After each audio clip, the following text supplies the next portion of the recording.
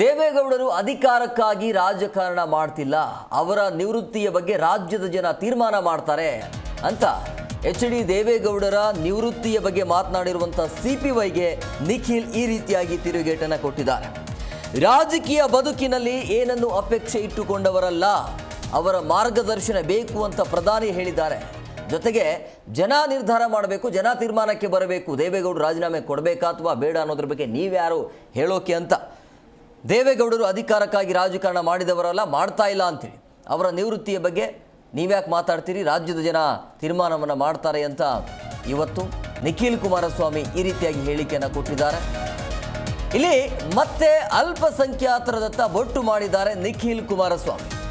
ಚನ್ನಪಟ್ಟಣ ಕ್ಷೇತ್ರದಲ್ಲಿ ನಮ್ಮ ಸಾಂಪ್ರದಾಯಿಕ ಮತಗಳು ಬಂದಿಲ್ಲ ಅಂತ ಹೇಳಿದ್ದಾರೆ.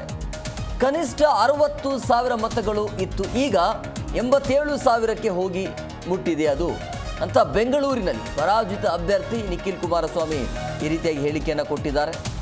ಸೊ ಯಾವುದೇ ಕಾರ್ಯಕರ್ತ ನಿಂತರೂ ಕೂಡ ಬರ್ತಾ ಇರುವಂಥ ನಮ್ಮ ಸಾಂಪ್ರದಾಯಿಕ ಈ ಕನಿಷ್ಠ ಓಟ್ ಅಂತ ಬಂದಾಗ 60,000 ಇತ್ತು ಮತಗಳು, ಈಗ 87,000ಕ್ಕೆ ಅದು ಹೋಗಿ ಮುಟ್ಟಿದೆ. ಪಕ್ಷದ ಅಭಿಮಾನಿಗಳಾಗಿರುವಂಥ ಜನ ಯಾರೂ ಕೂಡ ನಮ್ಮನ್ನು ಕೈ ಬಿಟ್ಟಿಲ್ಲ. ಒಂದು ಸಮುದಾಯದ ಪರವಾಗಿ ದೇವೇಗೌಡರ ಹಿಂದೆ ನಿರ್ಣಯವನ್ನು ಕೈಗೊಂಡಿದ್ರು, ಮೀಸಲಾತಿ ವಿಚಾರ ಬಗ್ಗೆಯೂ ಕೂಡ ತೀರ್ಮಾನವನ್ನು ಮಾಡಿದರು. ಈ ಚುನಾವಣೆಯಲ್ಲೂ ಕೂಡ ಆ ಸಮುದಾಯವನ್ನು ಕಡೆಗಣಿಸಬಾರದು, ಅವರನ್ನು ವಿಶ್ವಾಸಕ್ಕೆ ತಗೊಂಡು ಹೋಗಬೇಕು ಅಂತ ಪ್ರಯತ್ನವನ್ನು ಕೂಡ ಮಾಡಿದ್ವಿ, ಆದರೆ ನಮ್ಮ ಅವಶ್ಯಕತೆ ಅವರಿಗೆ ಇಲ್ಲ ಅಂತ ಆ ಸಮುದಾಯ ನಿನ್ನೆ ಸ್ಪಷ್ಟ ಸಂದೇಶವನ್ನು ಕೊಟ್ಟಿದೆ ಅಂತ ಹೇಳಿದ್ದಾರೆ.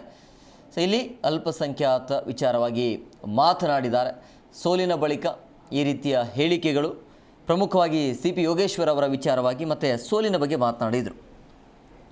ದೇವೇಗೌಡರು ಸಾಹೇಬರು ಅಧಿಕಾರಕ್ಕೋಸ್ಕರ ರಾಜಕಾರಣ ಮಾಡ್ತಾ ಇಲ್ಲ. ಅವರ ವಯಸ್ಸು 92 ವರ್ಷ. ಅವರ ಮಾರ್ಗದರ್ಶನ ದೇಶ ಕಟ್ತಕ್ಕಂಥದ್ದಕ್ಕೆ, ನಮ್ಮ ರಾಜ್ಯವನ್ನು ಕಟ್ತಕ್ಕಂಥದ್ದಕ್ಕೆ ಬೇಕು ಅಂತಕ್ಕಂಥದ್ದು ದೇಶದ ಗೌರವಾನ್ವಿತ ಪ್ರಧಾನಮಂತ್ರಿಗಳು ಶ್ರೀ ನರೇಂದ್ರ ಮೋದಿಜಿಯವರು ಅನೇಕ ಸಂದರ್ಭದಲ್ಲಿ ಮಾತನಾಡಿದ್ದಾರೆ. ಹಾಗಾಗಿ ಇಲ್ಲಿ ಯಾವುದೋ ಅಧಿಕಾರದ ದಾಹಕ್ಕೆ, ಅಧಿಕಾರಕ್ಕೆ ಅಂಟ್ಕೊಂಡು ಇವತ್ತು ಸನ್ಮಾನ್ಯ ದೇವೇಗೌಡರು ಸಾಹೇಬರು ರಾಜಕಾರಣವನ್ನು ಮಾಡ್ತಾ ಇಲ್ಲ. ಪ್ರಾಮಾಣಿಕವಾಗಿ ಕಳೆದ 62 ವರ್ಷದ ದೀರ್ಘಕಾಲದ ರಾಜಕಾರಣದ ಬದುಕಲ್ಲಿ ಸನ್ಮಾನ್ಯ ದೇವೇಗೌಡರು ಏನನ್ನೂ ಕೂಡ ಅಪೇಕ್ಷೆಯನ್ನು ಇಟ್ಕೊಳ್ದಿರ ಕೇವಲ 3.5 ವರ್ಷ ಅಷ್ಟೇ ಅವರು ಅಧಿಕಾರಾವಧಿಯನ್ನು ನೋಡಿರ್ತಕ್ಕಂಥದ್ದು 62 ವರ್ಷದಲ್ಲಿ. ಹಾಗಾಗಿ ಅವರು ನಿವೃತ್ತಿಗೊಳ್ಬೇಕಾ ಅಥವಾ ಮುಂದುವರಿಬೇಕಾ ರಾಜಕಾರಣದಲ್ಲಿ ಅಂತಕ್ಕಂಥದ್ದು ರಾಜ್ಯದ 7.5 ಕೋಟಿ ಜನತೆ ತೀರ್ಮಾನ ಮಾಡಿದ್ದಾರೆ. ದೇವೇಗೌಡರು ಸಾಹೇಬರು ಅಧಿಕಾರಕ್ಕೋಸ್ಕರ ರಾಜಕಾರಣ ಮಾಡ್ತಾ ಇಲ್ಲ. ಅವರ ವಯಸ್ಸು 92 ವರ್ಷ. ಅವರ ಮಾರ್ಗದರ್ಶನ ದೇಶ ಕಟ್ತಕ್ಕಂಥದ್ದಕ್ಕೆ, ನಮ್ಮ ರಾಜ್ಯವನ್ನು ಕಟ್ತಕ್ಕಂಥದ್ದಕ್ಕೆ ಬೇಕು ಅಂತಕ್ಕಂಥದ್ದು ದೇಶದ ಗೌರವಾನ್ವಿತ ಪ್ರಧಾನಮಂತ್ರಿಗಳು ಶ್ರೀ ನರೇಂದ್ರ ಮೋದಿಜಿಯವರು ಅನೇಕ ಸಂದರ್ಭದಲ್ಲಿ ಮಾತನಾಡಿದ್ದಾರೆ. ಹಾಗಾಗಿ ಇಲ್ಲಿ ಯಾವುದೋ ಅಧಿಕಾರದ ದಾಹಕ್ಕೆ, ಅಧಿಕಾರಕ್ಕೆ ಅಂಟ್ಕೊಂಡು ಇವತ್ತು ಸನ್ಮಾನ್ಯ ದೇವೇಗೌಡರು ಸಾಹೇಬರು ರಾಜಕಾರಣವನ್ನು ಮಾಡ್ತಾ ಇಲ್ಲ.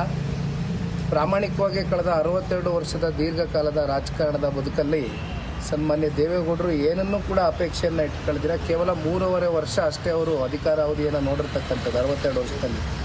ಹಾಗಾಗಿ ಅವರು ನಿವೃತ್ತಿಗೊಳ್ಬೇಕಾ ಅಥವಾ ಮುಂದುವರಿಬೇಕಾ ರಾಜಕಾರಣದಲ್ಲಿ ಅಂತಕ್ಕಂಥದ್ದು ರಾಜ್ಯದ 7.5 ಕೋಟಿ ಜನತೆ ತೀರ್ಮಾನ ಮಾಡಿದ್ದಾರೆ. ದೇವೇಗೌಡರು ಸಾಹೇಬರು ಅಧಿಕಾರಕ್ಕೋಸ್ಕರ ಜಿ ಕನ್ನಡ ನ್ಯೂಸ್ ಈಗ ನಿಮ್ಮ ಮನೆಯಲ್ಲೇ ನೋಡಿ, ಎಲ್ಲ ಕೇಬಲ್ಗಳಲ್ಲಿ ಈಗ ಲಭ್ಯ.